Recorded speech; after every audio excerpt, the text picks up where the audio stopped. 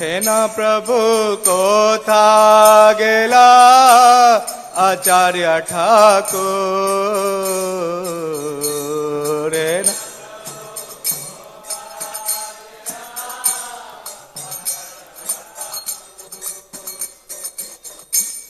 कहाँ मोरा स्वरूप रूप कहाँ रघुना कहाँ मोरा स्वरूप रूप कहाँ सनातन कहाँ मोरा स्वरूप रूप कहाँ सनातन कहाँ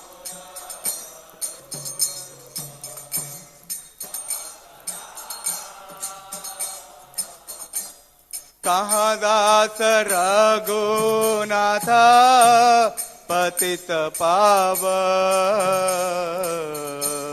कहाँ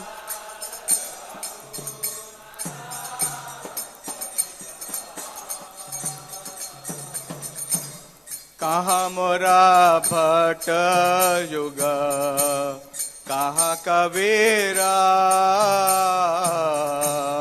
कहाँ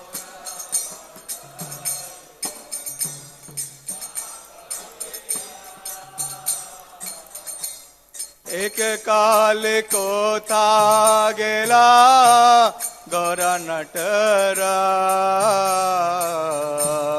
एक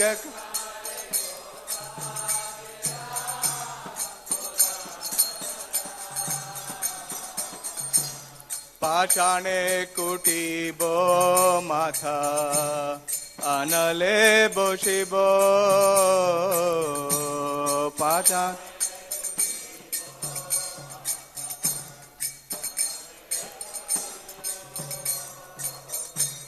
गौरांगा गुनेरा निधे केथा गोला पाबो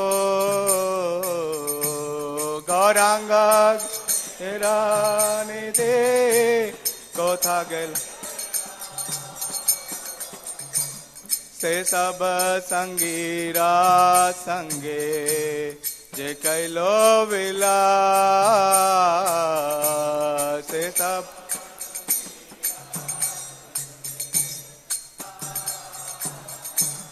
से संग न पाइया कांदे नरोत्तम दास से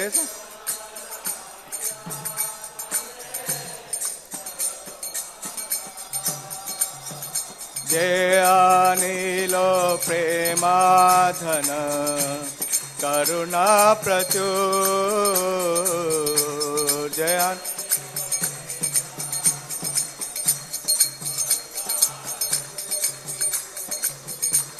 हे न प्रभु कोथा गेला आचार्य ठाकुर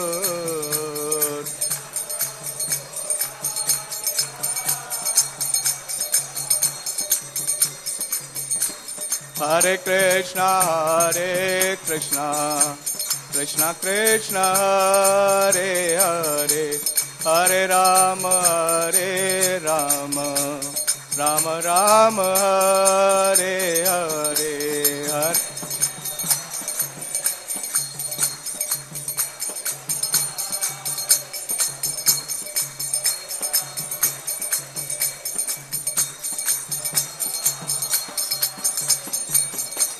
हरे हरे कृष्णा कृष्णा कृष्णा हरे हरे हरे राम राम राम हरे हरे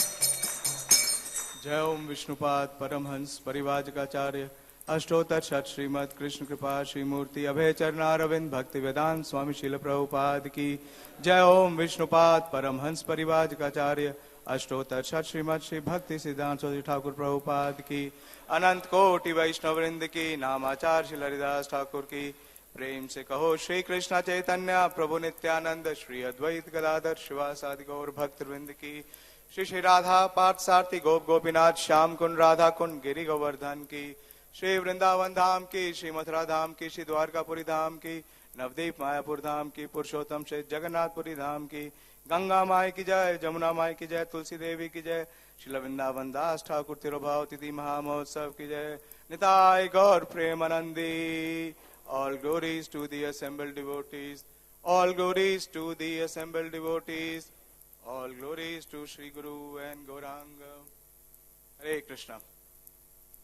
श्रील वृंदावन दास ठाकुर के जीवन चरित्र के बारे में हम जानने का प्रयास करेंगे, लेकिन पूर्ववर्ती आज ही अगर हम वास्तव में किसी अच्छे चिकित्सक को जानना चाहते हैं कि उनकी क्या विशेष योग्यता है, तो उनको जानने के लिए हमें अगर कोई डॉक्टर कोई दूसरा चिकित्सक रिकमेंड करता है कि वो स्पेशलिस्ट हैं, तो हमारे हृदय में उनके लिए जो सम्मान है वो क्या हो जाता है, बढ़ जाता है, और हमें ये यकीन भी हो जाता है कि इनके उपचार से अवश्य हम ठीक हो सकेंगे। तो मैं श्री चैतन्य चरितामृत जो कि श्रील कविराज गोस्वामी द्वारा रचित है, उससे विशेषता प्रयास करूंगा श्रील वृंदावन दास ठाकुर के दिव्य चरित्र का गुणगान करने का। तो आज का जो प्यार है वो बोर्ड पे लिखी है, ये है आदि लीला के 11वें अध्याय का 55वां प्यार। ये जो अध्याय है इसमें भगवान नित्यानंद के जो विस्तार हैं उनका वर्णन कर रहे हैं श्री कविराज गोस्वामी, और आज का जो प्यार है वो इस प्रकार है। ये परिचय देता है कि वास्तव में श्री वृंदावन दास ठाकुर है कौन। भागवते कृष्ण लीला वर्णिला वेद व्यास,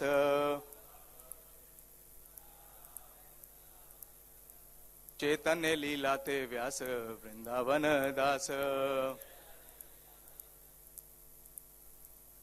भागवते कृष्ण लीला वर्णिला वेद व्यास, चैतन्य लीला ते व्यास वृंदावन दास। भागवते कृष्ण लीला वर्णिला वेद व्यास, चैतन्य लीला ते व्यास वृंदावन दास।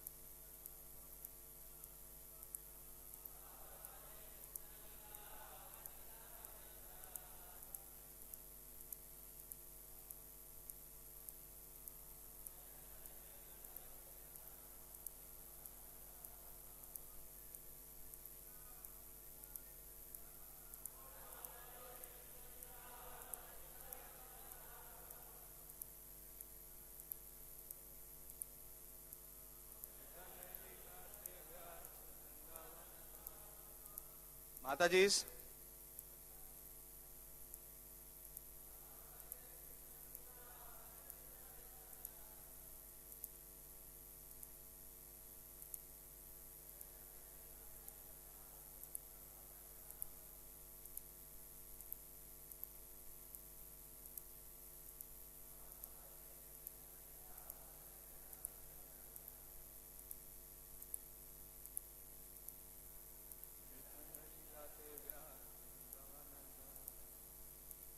इस प्यार का शब्द अर्थ इस प्रकार से है।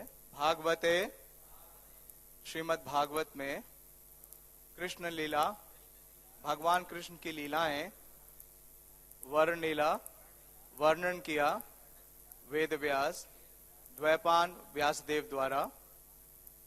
चैतन्य लीलाते, चैतन्य महाप्रभु की लीलाओं में व्यास, व्यासदेव, वृंदावन दास। तो परिचय मिल गया, श्री वृंदावन दास ठाकुर कौन है।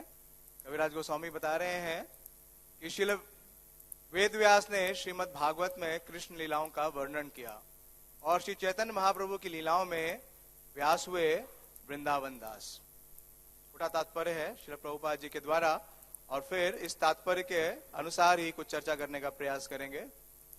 श्रील वृंदावन दास ठाकुर वेद व्यास के अवतार हैं और कृष्ण लीला में कुसुमा पीड़ नामक स्नेही गोपाल भी थे। दूसरे शब्दों में श्री चैतन्य भागवत के लेखक श्रील वृंदावन दास ठाकुर, जो श्रीवास ठाकुर की भांजी नारायणी के पुत्र थे। वेद व्यास तथा गोपाल कुसुमा पीड़ के संयुक्त अवतार थे। श्रील भक्ति सिद्धांत सूत्री ठाकुर ने श्री चैतन्य भागवत में अपने भाष्य में वृंदावन दास ठाकुर का विस्तृत जीवन परिचय दिया है। ओम ज्ञानतिमिरन्धस्य ज्ञानाञ्जनशलाकया चक्षुरुन्मीलितं येन तस्मै श्रीगुरुवे नमः। श्रीचैतन्यमनोभीष्टं स्थापितं येन भूतले स्वयं रूप कदा मह्यं ददाति स्वपदान्तिकं।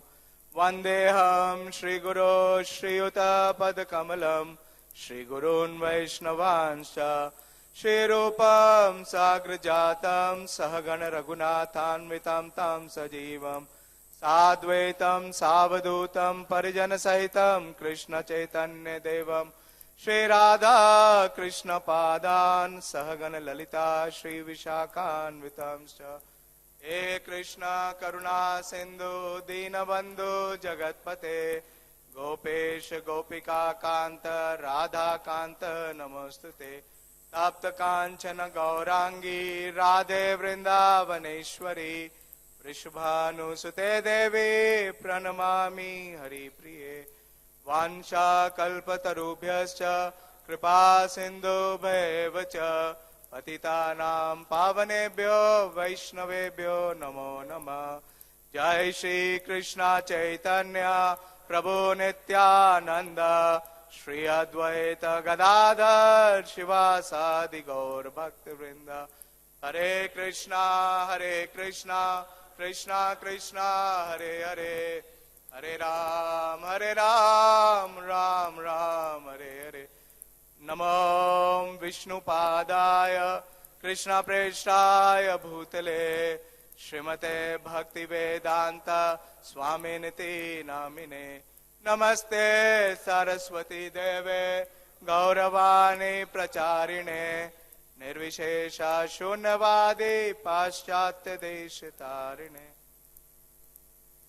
हरे कृष्णा। तो जो सूचना या जो दिव्य व्यक्तित्व श्री वृंदावन दास ठाकुर का हमें इस प्यार से मिल रहा है, लेकिन प्रभुपाद जी के तात्पर्य से एक और बहुत विशेष बात हमें जानने को मिल रही है कि ना सिर्फ ये वेद व्यास जी के अवतार हैं, स्वयं वेद व्यास हैं, बल्कि क्या है, भगवान श्री कृष्ण की जो सखा हैं, जो उनके कुसुमा पीड़, उनका भी इनके अंदर आवेश है। तो श्रील प्रभुपाद जी 1969 में बोस्टन में इनिशिएशन दे रहे थे, दीक्षा दे रहे थे तो पहले ही शुरू हुआ था, लगभग दो वर्ष के ऊपर थोड़ा सा। और वहां पे जितने भी उनके शिष्य होने वाले थे, दीक्षार्थी थे, तो प्रभुपाद जी उन्हें एक विशेष प्यार बोलते हैं कि मुचि होया सुचि होए जय कृष्ण भजे, सुचि होया मुचि होए जय कृष्ण तजे। और प्रभुपाद जी ये बतलाते हैं कि ये जो पोएम है, ये जो रचना है, ये एक वैष्णव द्वारा है जो कि बंगाल से है। प्रभुपाद जी बोलते हैं कि ये वैष्णव साधारण नहीं है, ये वैष्णव कौन है? श्रील वृंदावन दास ठाकुर। और वृंदावन दास ठाकुर की इसी रचना पे ये इतना विश्वास है श्रील प्रभुपाद जी को, उनके हृदय में श्रील वृंदावन दास ठाकुर के हर एक शब्द के प्रति इतना श्रद्धा और समर्पण है कि इस सिद्धांत को स्वीकार करते हुए श्रील प्रभुपाद जी ने ऐसे लोगों को ऐसे स्थान में दीक्षा दी जो कि अगर वैदिक प्रणाली से देखा योग्य। लेकिन श्रील वृंदावन दास ठाकुर बोलते हैं कि मुचि होया सुचि होए जय कृष्ण भजे, कि जो व्यक्ति कृष्ण के भजन में लग जाता है तो वास्तव में वो क्या है, वो पूर्णतम शुद्ध है। प्रभुपाद जी अपने शिष्यों को फिर बोलते हैं, प्रभुपाद जी बोलते हैं, आप सब क्या है, मुची की तरह हैं। मुची कौन है? मोची। वो क्या करता है? वो स्किन स्पेशलिस्ट है। वो जानवरों की जो खाल है उसको निकाल करके उससे क्या बनाता है? जूते चप्पल वगैरह बनाता है। ये बहुत ही निकृष्ट कार्य माना जाता है। लेकिन प्रभुपाद जी कह रहे हैं कि अगर आपको कृष्ण भजन में आप अगर लग जाते हैं, प्रभुपाद जी ने क्या दिया उन्हें? हरिनाम दीक्षा दी, कृष्ण का भजने के लिए एक अवसर दिया। तो प्रभुपाद जी बोलते हैं कि अगर आप मोची भी हैं तो भी आप शुद्ध भक्त के धरातल पे आ सकते हैं, आप ब्राह्मण से भी श्रेष्ठ हो सकते हैं। और प्रभुपाद जी साथ में ये भी बोलते हैं कि अगर कोई ब्राह्मण कुल में जन्मा है लेकिन अगर वो कृष्ण को नहीं भज रहा तो वो क्या है? वो निकृष्ट है, जिस प्रकार से कि एक मोची है।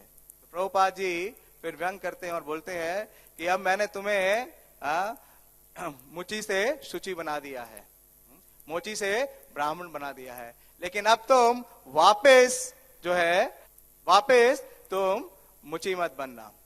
तो इस प्रकार से हम देखते हैं कि श्रील प्रभुपाद जी ने अपने पूरे इस श्री कृष्ण भावनामृत आंदोलन का जो प्रचार किया वो विशेष रूप से श्रील वृंदावन दास ठाकुर की ये जो सिद्धांत है। और विशेष रूप से एक बार और 1972 में लॉस एंजलिस एयरपोर्ट पे थे और वहां पे उनको रिसीव करने के लिए उनके बहुत सारे शिष्य आए और प्रभुपाद जी इसको देख के बहुत ही प्रसन्न होते हैं। और प्रभुपाद जी बोलते हैं कि मैं तो सिर्फ अकेला आपके इस देश में आया था, लेकिन मुझे पूरा विश्वास था जो चैतन्य भागवत में कथन है श्री वृंदावन दास ठाकुर का कि पृथ्वी ते आचे यत नगर आदि ग्राम सर्वत्र प्रचार होय बे मोर नाम। तो आप सब भगवान की कृपा प्राप्त कर रहे हैं, भगवान के हरि नाम को स्वीकार कर रहे हैं। और प्रभुपाद जी इस तात्पर्य में ये भी बतला रहे हैं कि ये कौन है? ये कुसुमापीड़ नामक जो भगवान के एक स्नेही गोपाल है, उनका भी जो प्रविष्ट है, उनका भी जो समावेश वृंदावन दास ठाकुर में है। वास्तव में अगर हम देखें तो वृंदावन दास ठाकुर बहुत ही दिव्य धरातल पे हैं, क्योंकि ना सिर्फ वो व्यासदेव के अवतार हैं या स्वयं व्यासदेव हैं, बल्कि वो भगवान के सखा भी हैं।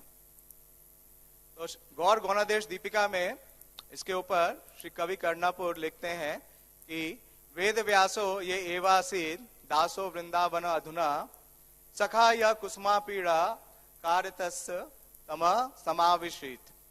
कि जो वेद व्यास हैं उनके साथ भगवान के जो ये स्नेही सखा है उनका भी समा आवेशित है, मतलब उनका भी वो इसमें प्रविष्ट है।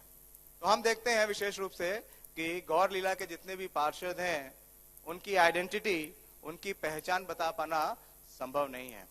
और कवि कर्णापुर लिखते हैं कि इस ब्रह्मांड में अगर सबसे कठिन कोई कार्य है तो ये बतला पाना कि गौर लीला में जो पार्षद हैं वो वास्तव में कौन है, क्योंकि एक एक पार्षद में कई जो भगवान के जो कृष्ण लीला में उनके सखा हैं या उनके पार्षद हैं वो सबका समावेश है। ऐसे बहुत से उदाहरण मिलते हैं, जैसे रामानंद राय। रामानंद राय कौन है? विशाखा सखी और अर्जुन सखा और एक गोपी भी हैं जिनका नाम है अर्जुन। तो इस प्रकार से बहुत दिव्य है। और प्रभुपाद जी इस तात्पर्य में बतला रहे हैं कि जो चैतन्य भागवत है उस पर श्रील भक्ति सिद्धांत सरस्वती ठाकुर ने भाष्य दिया है। प्रभुपाद जी ने इस पे भाष्य नहीं दिया चैतन्य भागवत पे, लेकिन प्रभुपाद जी के एक शिष्य श्री भूमापति प्रभु, उन्होंने जो भक्ति सिद्धांत सरस्वती ठाकुर का भाष्य है उस पे इंग्लिश में ट्रांसलेशन दिया है, अनुवाद दिया है। और श्रील भक्ति सिद्धांत सरस्वती ठाकुर बहुत विशेष बातें बतलाते हैं अपने भाष्य में। एक तो सबसे विशेष बात यह है कि श्रील भक्ति सिद्धांत सरस्वती ठाकुर ने स्वयं चैतन्य भागवत ग्रंथ को 100 से भी ज्यादा बार अध्ययन किया, 100 से भी ज्यादा बार अध्ययन किया। मुझे पता नहीं हम में से कितने लोगों ने एक बार भी चैतन्य भागवत का पूरा अध्ययन किया। और सीसी भी, दोनों चैतन्य भागवत भी 108 बार और चैतन्य चरितामृत भी। क्योंकि श्री भक्ति सिद्धांत सरस्वती ठाकुर ने कहा विशेष रूप से चैतन्य चरितामृत के लिए कि विदेशों से ऐसे बहुत से भक्त आएंगे जो इन ग्रंथों को पढ़ने के लिए क्या करेंगे, वो बंगला भाषा सीखेंगे। और ये प्रमाणिक है। जब मैं पहली बार मुझे मायापुर जाने का अवसर मिला 2006 में, तो जब 2006 में मैं मायापुर में गया और वहां पे परिक्रमा में शामिल होने का अवसर मिला, तो हम एक स्थान पे पहुंचे जो कि है चंपाहटी, और वहां पे गौर गदाधर के डीटीज हैं द्विजावानीनाथ के। तो अगर आप दर्शन करेंगे तो देखेंगे सामने जैसे हमारा मंदिर है ऐसे द्विजावानीनाथ है, और साइड से अगर आप जाते हैं राधा पार्थसारथी के साइड से खिड़की से आप दर्शन ले सकते हैं। तो वैसे जब आप परिक्रमा कर रहे थे तो मैंने खिड़की के पास देखा, वहां पे दीवार मतलब दरवाजा था, एक माता जी थी जो कि अपने विदेशी मूल की थी, और ऐसा नहीं कि वो बहुत वृद्ध थी, उनकी आयु मुश्किल से 30 या 35 वर्ष होगी। और वो, मुझे ये पता नहीं ग्रंथ कौन सा था, चैतन्य भागवत था या चैतन्य चरितामृत था, नया ही आया था, वो उस ग्रंथ से जो कि बंगाली में था वो पढ़ करके गौर गदाधर को वो जो चैतन्य चरितामृत है या चैतन्य भागवत है सुना रही। तो जब ये मैंने देखा तो ये दृश्य अभी भी मुझे बहुत लाइव है, क्योंकि ऐसा मैंने पहली बार देखा। और हमारे मंदिर में ही एक भक्त हैं, उन्होंने भी मुझे अपना साक्षात्कार बतलाया कि जब उन्होंने पहली बार चैतन्य चरितामृत पढ़ना शुरू किया, तो वो बंगाल से नहीं है, बंगाली भी नहीं है, वो बिहार प्रांत से हैं, तो उन्होंने कभी बंगाली लेखन पढ़ा नहीं था। लेकिन जब उन्होंने चैतन्य चरितामृत पढ़ना शुरू किया तो बड़े ही सहजता से उन्हें जितनी बंगाली प्यार है वो पढ़ पा रहे थे। तो ये बहुत दिव्य ग्रंथ हैं चैतन्य भागवत और चैतन्य चरितामृत। और जो ये ग्रंथ है इसका नाम पहले चैतन्य मंगल था, हम श्रवण करेंगे, कविराज गोस्वामी से वो बतलाते हैं, और इसका नाम फिर बदल करके कर दिया गया चैतन्य भागवत। तो ऐसा कई जगह वर्णन आता है, मैंने भी पढ़ा कि जब वृंदावन में श्री जीव गोस्वामी को ये पता चला कि श्री लोचन दास ठाकुर ने भी एक ग्रंथ लिखा है जिसका नाम है चैतन्य मंगल, तो उन्होंने, और वहां पे उस समय जो समकालीन आचार्य हैं उन्होंने जो नाम है उसको चेंज कर दिया। लेकिन श्रील भक्ति सिद्धांत सरस्वती ठाकुर अपने ओपनिंग वर्ड्स में ही, इस ग्रंथ के शुरुआत में ही ये बोलते हैं कि जो ये नाम जो चेंज हुआ है चैतन्य भागवत से चैतन्य मंगल, ये वास्तव में जो डिजायर है, ये इच्छा थी श्रीमती नारायणी देवी जो की माता हैं, उनके ही कथन पे श्री वृंदावन दास ठाकुर ने अपने इस दिव्य ग्रंथ का नाम चेंज किया। तो हम श्री कविराज गोस्वामी के जो प्यार हैं उससे गुणगान करने का प्रयास करेंगे। वो और विशेष रूप से श्री वृंदावन दास ठाकुर की क्या आध्यात्मिक उनका विशेष स्तर है, और अपने इस ग्रंथ में वो विशेष रूप से बहुत उल्लेख कर रहे हैं श्री चैतन्य भागवत का, यानी चैतन्य मंगल का। क्या बोलते हैं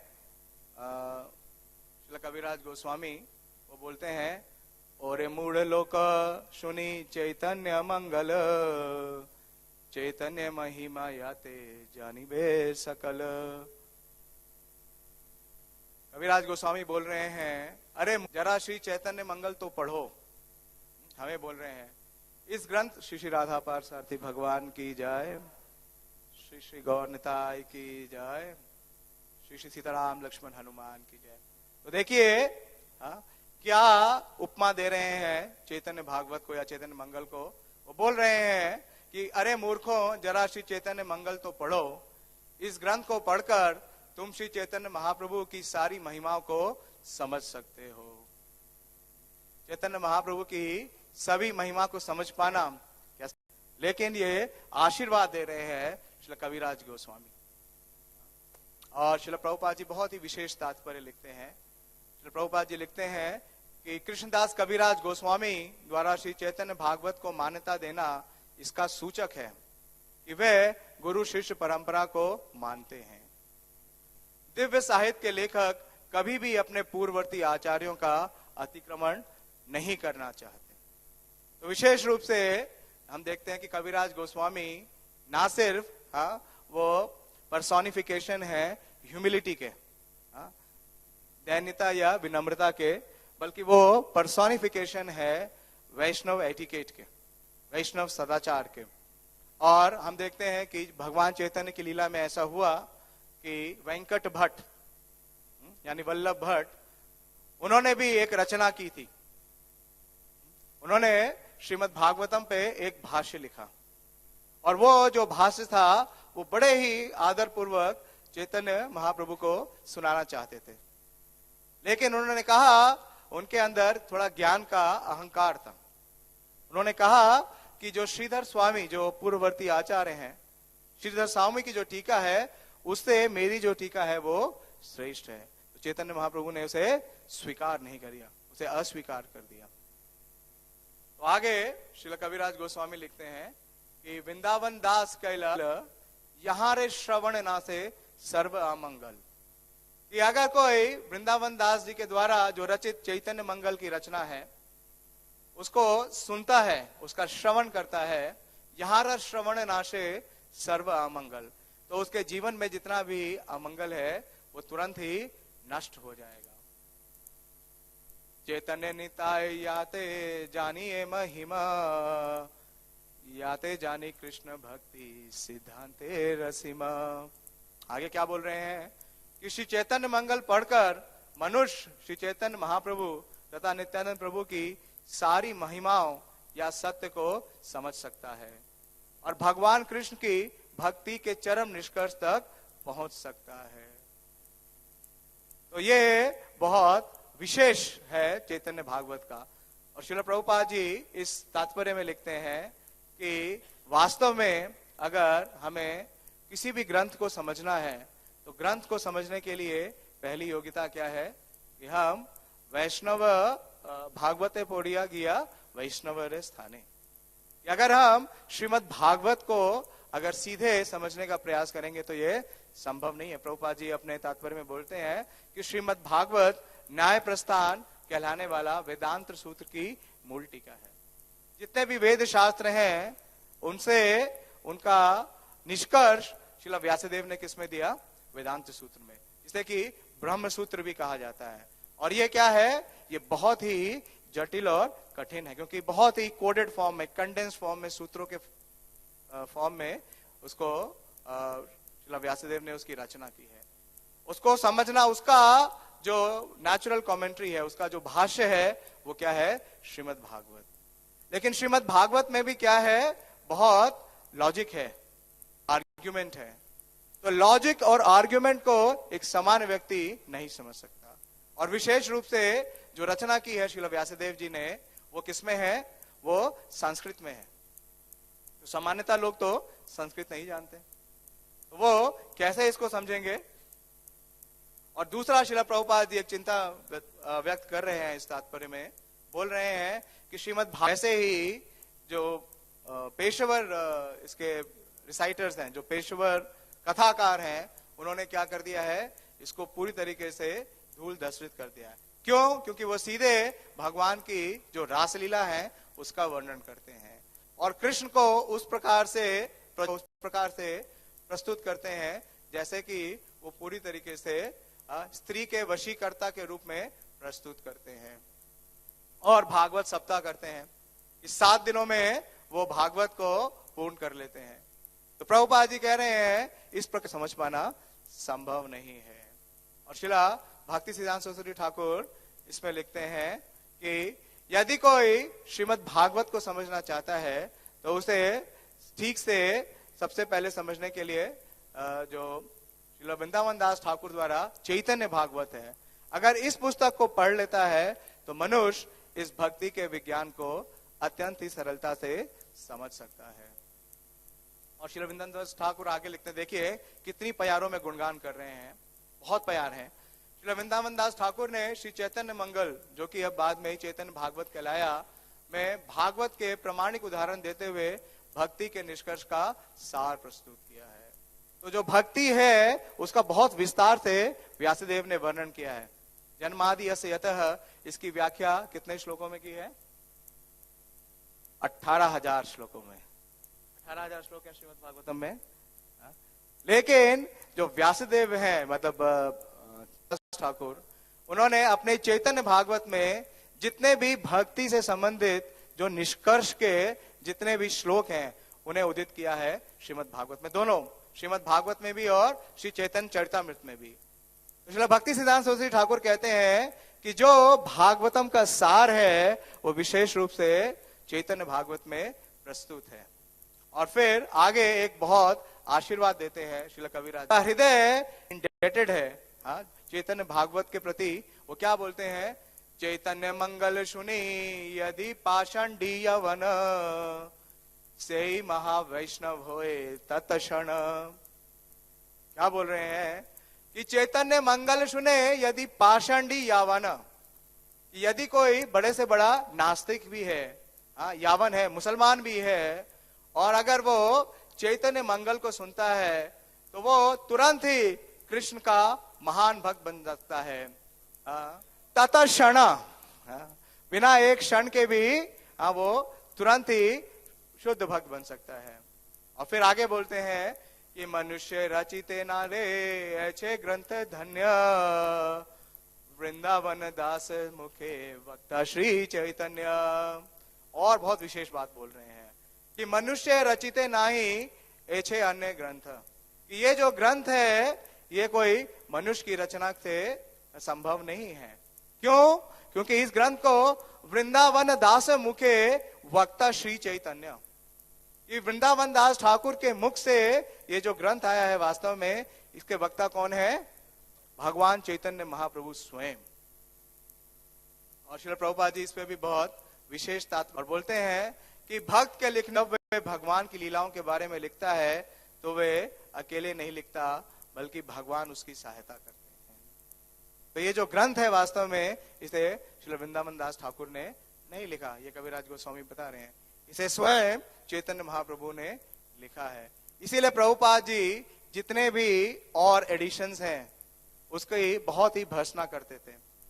जब प्रभुपाद जी अमेरिका में गए और उन्होंने प्रचार शुरू किया तो प्रभुपाद जी बोलते हैं कि एक अमेरिकन लेडी उनके पास आई और उसने पूछा कि मैं कौन सा एडिशन भगवत गीता का पढ़ूं। तो प्रभुपाद जी अपने प्रीफेस में भगवत गीता के लिखते हैं कि ना सिर्फ अमेरिका में बल्कि भारत में भी एक भी प्रमाणिक संस्करण नहीं है, क्योंकि भगवान या उनके संदेश या उनकी लीलाओं के लिख पाना के बारे में लिख पाना बद्ध जीव के लिए संभव नहीं है। और अभी कुछ दिन पहले ही 17 अप्रैल को मैं एक मेल पढ़ रहा था, चित्रलेखा माता जी रोज भेजती हैं मेल, कई डिवोटीज पढ़ते होंगे।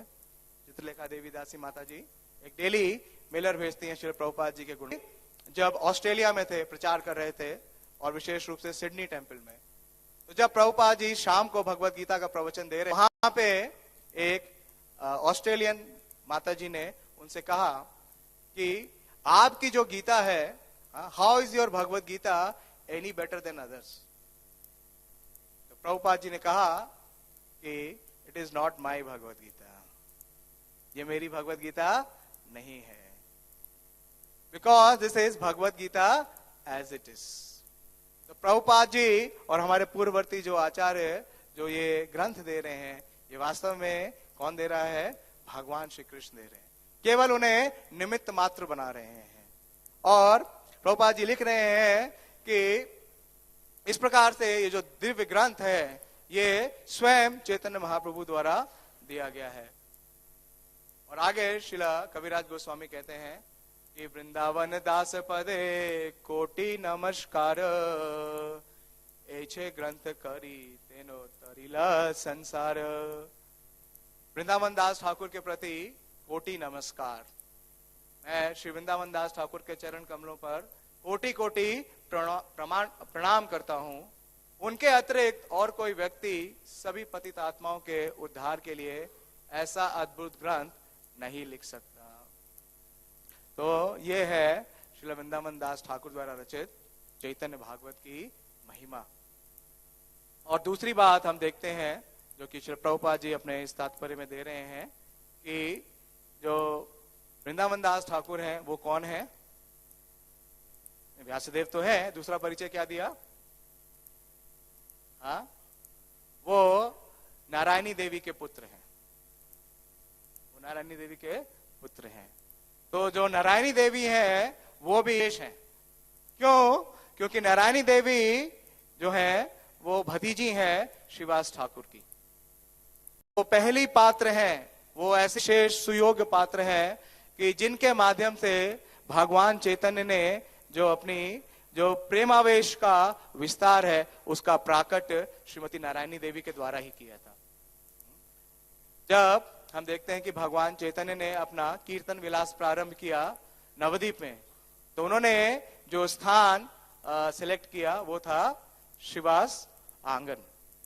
और श्रीवास ठाकुर के जो बड़े भ्राता हैं, श्रीवास ठाकुर के हम देखते हैं कि 4 भ्राता के बारे में आता है, लेकिन वास्तव में 5 भाई हैं। उनके पिता हैं श्री जलधर पंडित और वो सिलहट से आए थे नवद्वीप।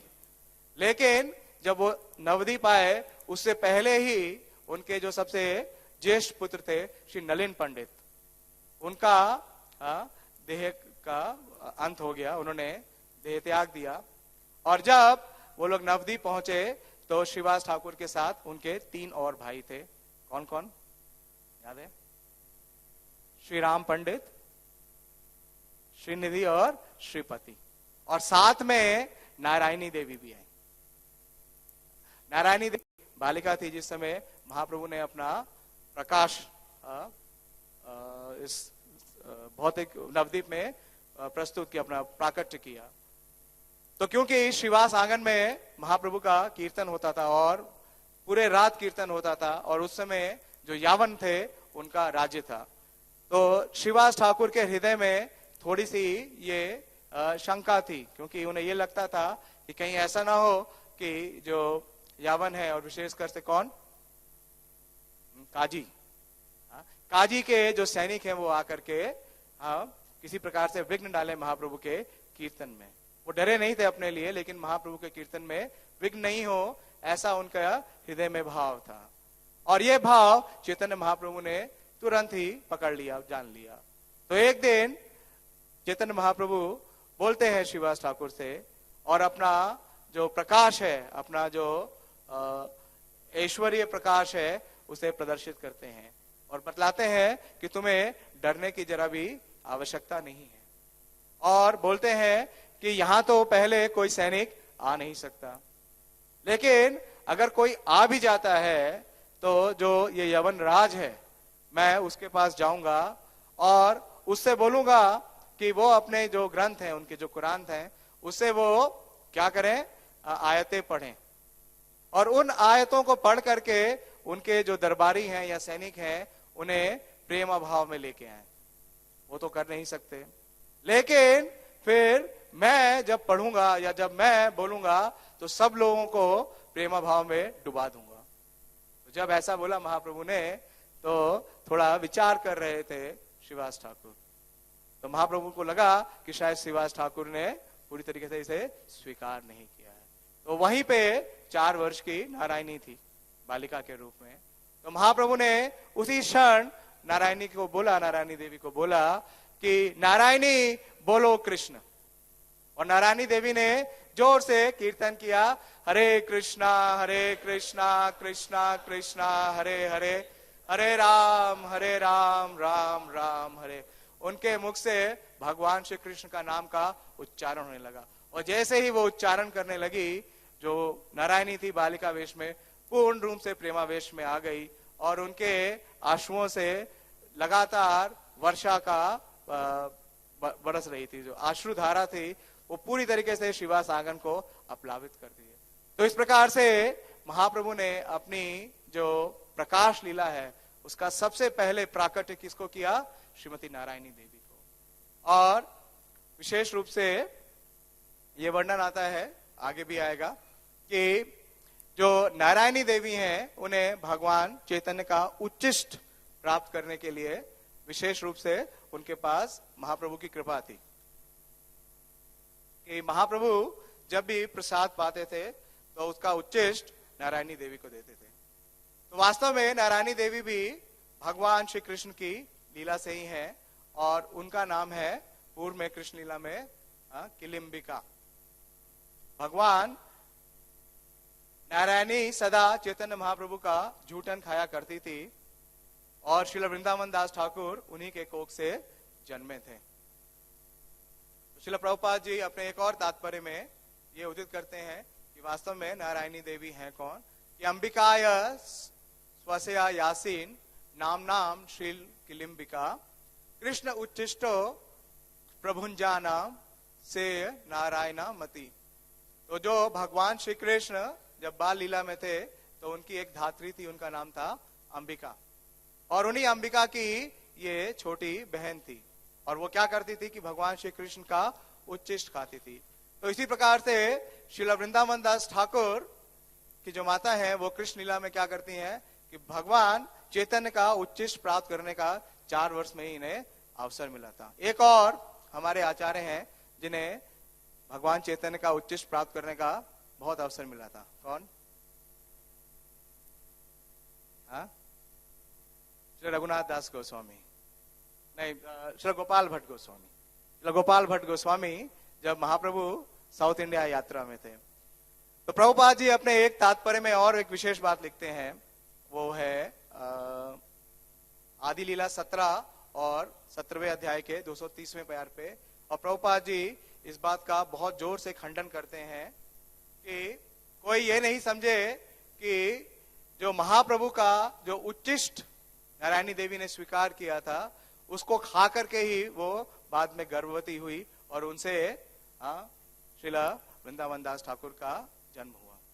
प्रभुपाद जी इसकी बहुत भर्त्सना करते हैं क्योंकि ये वैष्णवों के प्रति शत्रुवश जो व्यवहार है वो दिखलाता है। वास्तव में नारायणी देवी का विवाह होता है और नारायणी देवी का विवाह होता है, जो स्थान है वो है मामगाची, मोदाद्रुम द्वीप में स्थान है मामगाची।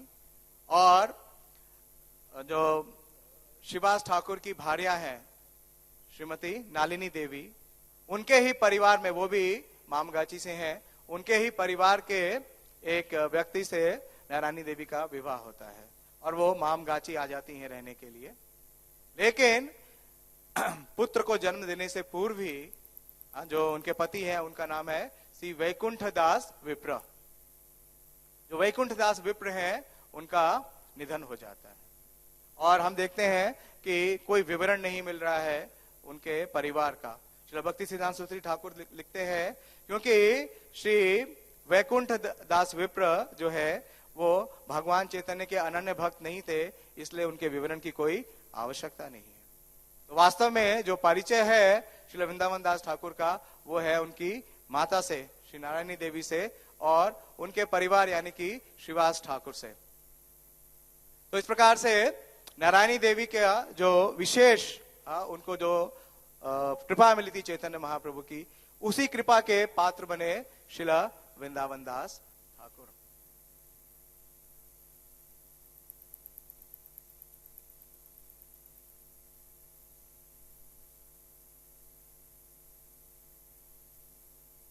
और वृंदावन दास ठाकुर, जैसे मैंने बताया कि जब उनके पिता का देहांत हो गया, उनका जन्म नहीं हुआ था, तो ऐसी अवस्था में उन्हें आश्रय दिया वहां पे मामगाची में एक और परम वैष्णव है, वो है कौन है? वासुदेव दत्त, चैतन्य महाप्रभु के अंतरंग पार्षद वासुदेव दत्त। तो उन्होंने उन्हें आश्रय दिया श्री नारायणी देवी को, और जो वृंदावन दास ठाकुर की जितने भी उनके पालन की जो जिम्मेदारी है उसे उन्होंने उठाया और उन्हीं के संरक्षण में वहां पे इन्होंने अपना अध्ययन करना शुरू किया। और यह भी वर्णन आता है कि वहां पे एक डेटीज हैं, वहां पे विग्रह है। जब हम जाते हैं मामगाची तो वहां पे बहुत सुंदर विग्रह है जिसे श्री वृंदावन दास ठाकुर ने सेवा किया, वो है गौर निताई और श्री जगन्नाथ देव का। तो जो इनकी माता है वो क्या करती थी, वो वासुदेव दत्त की सहायता करती थी विग्रह सेवा करने में, उनके लिए जो भोग है वो सब बनाती थी। और श्री वृंदावन दास ठाकुर वहां पे अध्ययन करना शुरू किए थे। और कुछ ही समय के बाद श्री वृंदावन दास ठाकुर जब थोड़े बड़े हुए, इनका जन्म का जो समय है वो पूरी तरीके से निश्चित नहीं है, लेकिन कई स्थानों पे जो वर्णन आ रहा है वो है 1507। 1507 यानी कि चैतन्य महाप्रभु के संन्यास लेने से 3 वर्ष पूर्व इनका जन्म होता है। और इनका जन्म कहाँ है? कुछ स्थानों पे दिया गया है कि मामगाची में, और कुछ स्थानों पे वर्णन है कि कुमारहट्टा में। और जब ये और बड़े होते हैं, जब ये, क्योंकि इन्हें संग प्राप्त हुआ किसका? ऐसे शुद्ध वैष्णव का, वासुदेव दत्त का। इनकी प्रीति विशेष रूप से नित्यानंद प्रभु के प्रति थी। और एक बार जब ये थोड़े बड़े हो गए तो ये भ्रमण कर रहे थे बंगाल में, और एक स्थान पे जाते हैं जिस स्थान का नाम है धेनुडा। और ये जो धेनुडा स्थान है, ये स्थान है बर्दवान डिस्ट्रिक्ट में ही कहीं है। और ये वो विशेष स्थान है जहां पे केशव भारती, जो कि जिनसे केशव भारती गोस्वामी जिनसे भगवान चैतन्य ने क्या लिया था? संन्यास लिया था। उनका ये चाइल्डहुड प्लेस है, वहीं पे उन्होंने अपना बचपन बिताया था। और वहां पे उनके एक शिष्य हैं जिनका नाम था गोपाल, और गोपाल के पुत्र हुए जिनका नाम था गोपीनाथ। तो जब धेनुडा में पहुंचे वृंदावन दास ठाकुर, तो संजोग से उसी समय वहां नित्यानंद प्रभु भी आए हुए थे, और नित्यानंद प्रभु के प्रति आगाढ़ इनकी श्रद्धा है। लिखते हैं श्रीला वृंदावन दास ठाकुर अपने अंत खंड में कि सर्वशेष भृत्यतान वृंदावन दास, कि नित्यानंद प्रभु के जो सर्वशेष, जो सबसे सर्वश्रेष्ठ नहीं, जो सर्वशेष मतलब कि जो सब नित्यानंद प्रभु के जो सबसे आखिरी शिष्य थे वो कौन है? वो है श्री वृंदावन दास ठाकुर। और वृंदावन दास ठाकुर को ये आज्ञा देते हैं नित्यानंद प्रभु, बोलते हैं कि आप इसी स्थान धेनुडा में रहिए, और यहाँ पे आप भगवान चैतन्य की जो लीलाएं हैं उसकी रचना करिए, और आप इस स्थान पे रहेंगे और भगवान चैतन्य की लीलाओं का आप वर्णन करेंगे, तो निश्चित रूप से आप भगवान को साक्षात देख सकेंगे।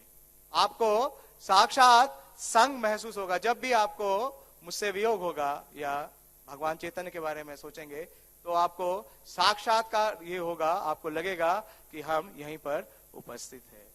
तो इस प्रकार से उन्होंने ये यहाँ पे रचना की। जिस समय उन्होंने चैतन्य भागवत की रचना की तो उस समय वो लगभग 30 वर्ष के थे, और उनका जो तिरोभाव है जो आज का दिन है वो बताया जाता है कि 1589 में, 1507 में उनका बर्थ है, जन्म है, और 1589 तो लगभग 82 वर्ष उनका जीवन था।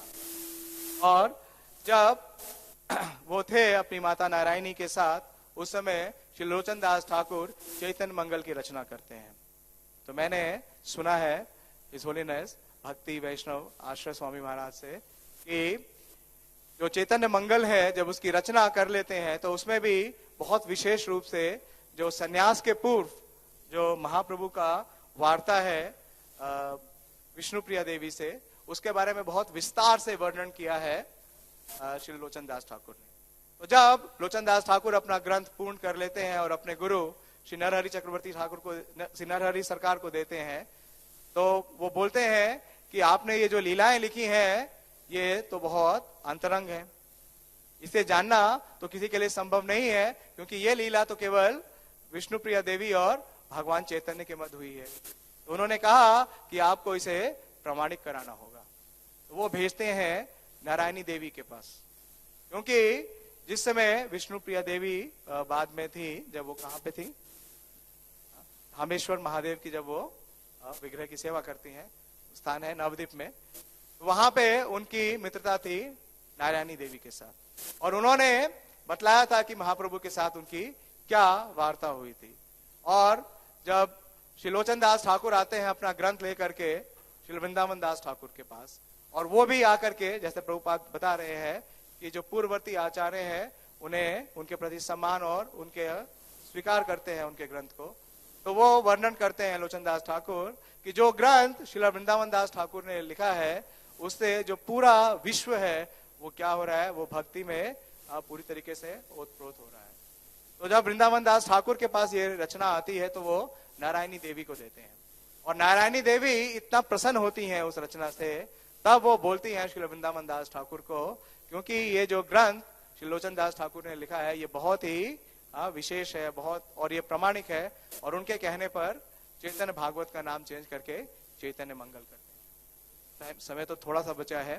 मध्य लीला में भी बहुत गुणगान कर रहे हैं श्रीला कविराज गोस्वामी, और विशेष रूप से अंत लीला में तो आप देखिए, आदि लीला, मध्य लीला और अंत लीला में तीनों ही जो ये दिव्य ग्रंथ है उसमें गुणगान कर रहे हैं वृंदावन दास ठाकुर का। और विशेष रूप से कुछ प्यार में लेना चाहूंगा अंत लीला से, जो कि शिक्षाष्टकम प्रार्थनाएं हैं श्री कविराज गोस्वामी की। वो लिखते हैं कि वृंदावन दास प्रथम ये लीला वर्णिला, सही सब लीला रामी सूत्र मात्र कहला। श्री वृंदावन दास ठाकुर ने जिन लीलाओं का सर्वप्रथम वर्णन किया है, मैंने केवल संक्षिप्त में उन्हें किया है। और बोलते हैं कि हजारों मुख वाले अनंत देव भी श्री चैतन्य महाप्रभु की लीलाओं के दिव्य आनंद का वर्णन करते हुए अंत नहीं पाते। और आगे बोलते हैं कि श्री चैतन्य महाप्रभु की जितनी लीलाएं हैं वो अत्यंत गंभीर तथा अर्थपूर्ण है, और इन्हें मैं नहीं समझ सकता, मेरी बुद्धि इसमें प्रवेश नहीं कर सकती, इसलिए मैं उसका उचित रीति से वर्णन नहीं कर पाऊंगा। और एक बहुत सुंदर उपमा देते हैं कि आकाश अनंते ताते ताते गेचे पक्षी गण, यार यत शक्ति तथा करे आरोहण। कि आकाश असीम है, किंतु अनेक पक्षी अपनी अपनी क्षमता के अनुसार ऊंची से ऊंची उड़ान भरते हैं। तो श्री चैतन्य महाप्रभु की लीलाएं असीम आकाश के समान है, तब भला कोई सामान्य जीव उन सबका वर्णन कैसे कर सकता है। लेकिन यहाँ गुणगान करते हैं श्रीला वृंदावन दास ठाकुर का, और बोलते हैं नित्यानंद कृपा पात्र वृंदावन दास, चैतन्य लीलाए ते हो होने आदि व्यास। श्री वृंदावन दास ठाकुर श्री नित्यानंद प्रभु के प्रिय भक्त हैं, अतः वे श्री चैतन्य महाप्रभु की लीलाओं का वर्णन कर सकते हैं। और वास्तव में वो कौन है? वो आदि व्यासदेव हैं। श्रील भक्ति सिद्धांत सरस्वती ठाकुर इस पे विशेष टीका करते हैं और लिखते हैं कि जितने भी चैतन्य महाप्रभु के बारे में लीलाओं का वर्णन है, जो भी शुद्ध भक्त उसका वर्णन कर रहे हैं, वो सब क्या है? वास्तव में व्यास है। और वो ये भी बोलते हैं कि अभी ऐसे कई व्यास आएंगे। एक और व्यास है, कौन है? वो है श्रील प्रभुपाद जी। और अब श्रील प्रभुपाद जी के भी कितने शिष्य हैं जो कि चैतन्य लीला के ऊपर लिख रहे हैं। प्रभुपाद जी बोलते हैं, और विशेष रूप से भक्ति सिद्धांत सरस्वती ठाकुर को कोट करते हैं कि लेकिन जो आदि व्यास हैं, जो मूल व्यास हैं, वो कौन है? वो है श्रील वृंदावन दास।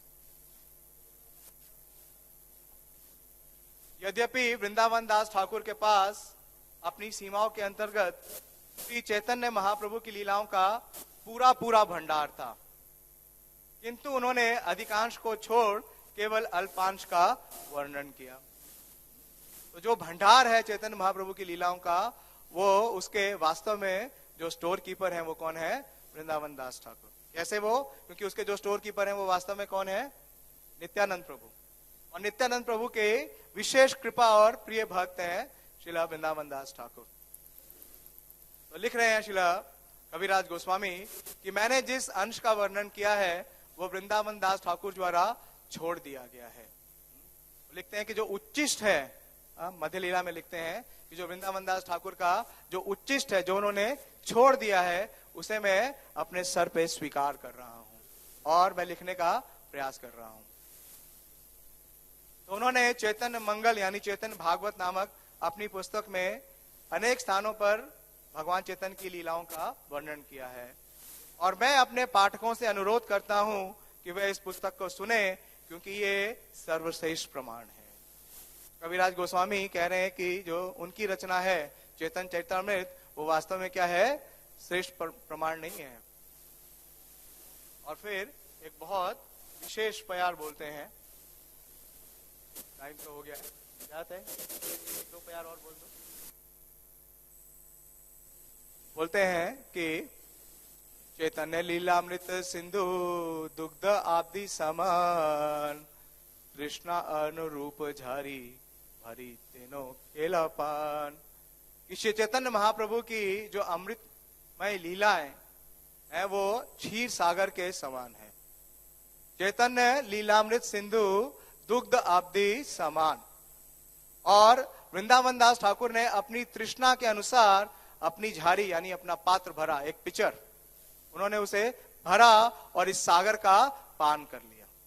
महाप्रभु की लीलाएं क्या है? सागर के समान है, लेकिन उनके पास एक ऐसा पात्र है, ऐसी झाड़ी है जिसमें उन्होंने उस सागर को भर लिया और उसका पान कर लिया।